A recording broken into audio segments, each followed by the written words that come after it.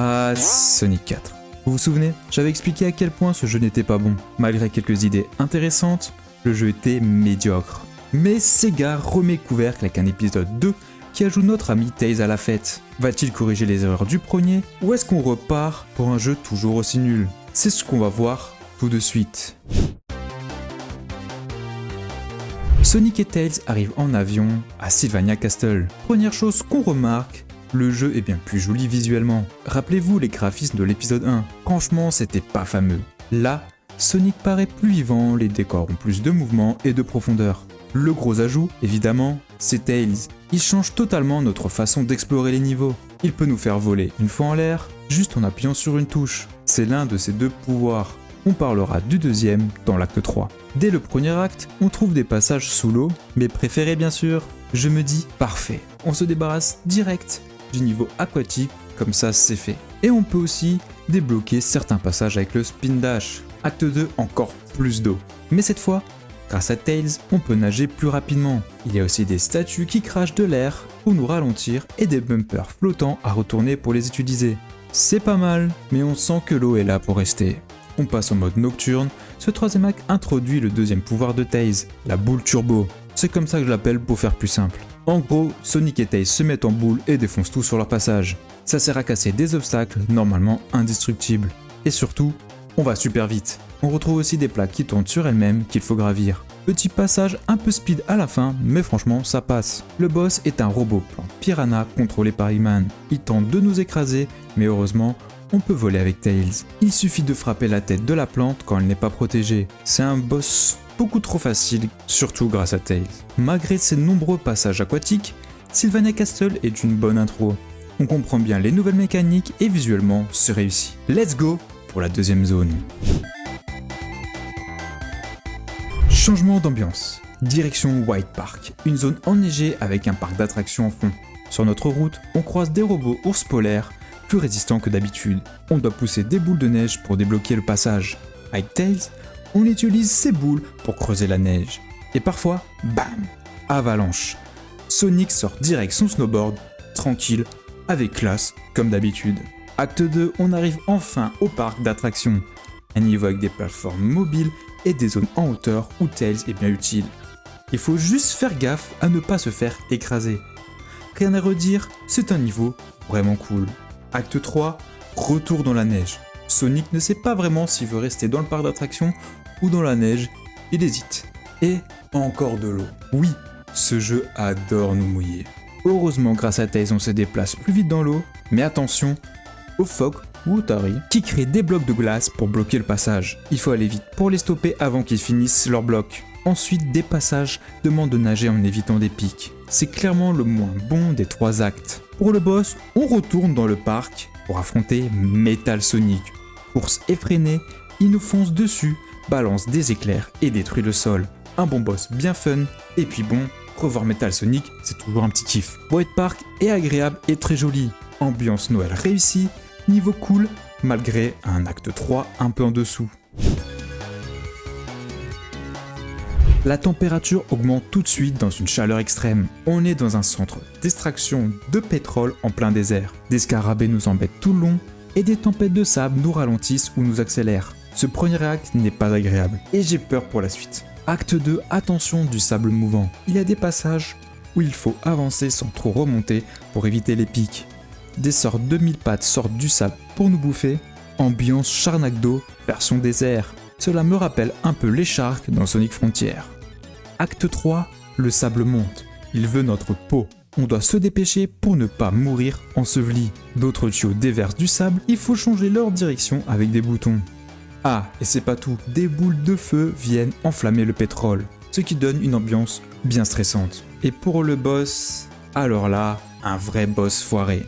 Il balance des conteneurs qu'on doit éviter, puis gravir pour le frapper. Ensuite, on passe à l'extérieur et faut taper ses pieds avec la boule de Tails et Sonic. Franchement, c'est long, c'est mou, c'est moche. Pour moi, le pire boss du jeu. Cette zone est correcte dans l'ensemble, quelques bonnes idées, mais malheureusement le boss gâche un peu tout. Heureusement, ça reste jouable. Sky Fortress. Acte 1. Je vais pas tourner autour du pot, je déteste ce niveau. On est sur le tornado. l'avion. Et c'est l'un des pires niveaux que j'ai fait. L'avion suit nos mouvements, faut détruire des caisses en toupie, éviter des obstacles, et en plus, Metal Sonic nous envoie des trucs dans la tronche. Horrible, 0 pointé, un niveau à oublier. Acte 2, on arrive enfin sur la forteresse, et là, ça va mieux. Visuellement, c'est un copier-coller de Wing Fortress dans Sonic 2. Les poulets sont de retour, il y a des hélices qui nous font planer, des réacteurs à éviter. Niveau simple, qui fait du bien après l'enfer du tornado. Acte 3, le ciel devient orange, et la difficulté monte. On doit voler avec Tails, évitant des réacteurs en feu. Et si Tails se prend un coup, on tombe dans le vide, game over, direct. Franchement, j'ai perdu pas mal de vie ici.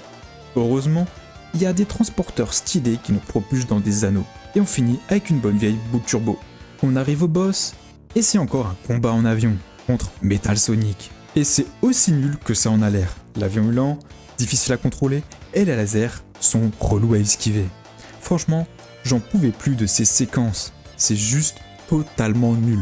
Bilan de Sky Fortress, de bons niveaux, gâchés par les passages en avion. C'est dommage. Une fois la forteresse détruite, Sonic et Tails poursuivent Eggman et Metal Sonic dans le Desseg. On arrive dans le Desseg. On commence tranquillement avec un passage classique. La gravité change tout le temps, c'est perturbant, mais pas difficile. Un combat contre Metal Sonic et Eggman. Eggman le protège dans un planeur et Metal balance des boules électriques. Pour le battre, il faut charger une boule turbo au bon moment.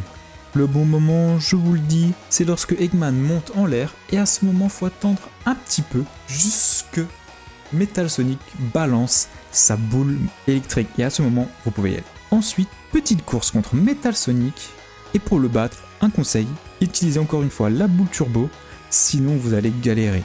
Et une fois que vous avez gagné, vous voyez la grosse porte, et ben elle écrase Metal Sonic et RIP le sosie. C'est l'heure du final, passe à la création ultime d'Eggman. Un cœur entouré de cerceaux géants. Faut monter petit à petit, puis frapper le cœur. À chaque coup, il augmente la sécurité avec de l'électricité. Il a une dernière phase où faut casser la protection autour du cœur avec une boule turbo. Le boss est pas trop dur grâce à Tails, ce qui rend ce boss pas très marquant. Il manque un peu de charisme pour un boss final. Par contre, le décor tout autour est vraiment cool. On va un peu parler des Special Stages qui sont une reprise de ceux de Sonic 2. Course en 3D avec Tails, il faut ramasser un nombre donné de rings pour choper une émeraude. Il faut le répéter 7 fois et bam, Super Sonic, ce qui est classique pour un jeu Sonic. Mais ce n'est pas fini. On débloque un épisode bonus avec Metal Sonic qui raconte ce qu'il faisait pendant Sonic 4 épisode 1. Après les événements de Sonic CD, Eggman le réactive et lui demande de revenir à Mad Gear Zone. Une fois réparé, il se lance à la poursuite de Sonic. On enchaîne 4 niveaux repris des zones de l'épisode précédent. Mad Gear, Splash Hill, Lost Labyrinth et Casino Street. C'est les mêmes niveaux avec quelques obstacles en plus. L'épisode est sympa, ça rajoute un peu de durée de vie, mais rien d'indispensable. On comprend juste comment Metal Sonic a obtenu ce pouvoir qu'il utilise dans les boss dans le jeu principal. Petit point sur la musique, bon là c'est comme l'épisode 1. Rien de marquant, même pas un thème que j'ai envie de réécouter. C'est dommage pour un jeu Sonic. On connaît la qualité des musiques de ces derniers. Pour conclure, Sonic 4 épisode, c'est clairement mieux que le premier. Visuellement plus beau, gameplay plus fluide, et l'ajout de Tails change beaucoup de choses. Ce jeu est plus simple, plus agréable, même si quelques passages frustrants persistent. Coucou les avions! Les boss sont corrects, parfois trop simples, mais après avoir traversé l'enfer de l'épisode 1, ce deuxième volet fait franchement du bien. Est-ce qu'on pouvait espérer mieux? Clairement. Est-ce que ça aurait été le cas avec un épisode 3? Peut-être, mais comme vous le savez, le jeu a été annulé. Voilà, c'est tout pour Sonic 4 épisode 2. J'espère que vous avez aimé cette vidéo. En tout cas, moi j'ai pris beaucoup de plaisir à vous la présenter. Dites-moi en commentaire si vous aimez Sonic 4 épisode 2 ou si vous le détestez. J'ai récemment créé un serveur Discord que vous pouvez trouver en description. Il nous servira à discuter de Sonic ou d'autres choses, ainsi que jouer tous ensemble à Sonic Racing Cross World. Sur ce, je vous laisse. Profitez de vos vacances pour ceux qui sont en vacances. Et on se retrouve à la prochaine pour des lives ou des vidéos. Ciao!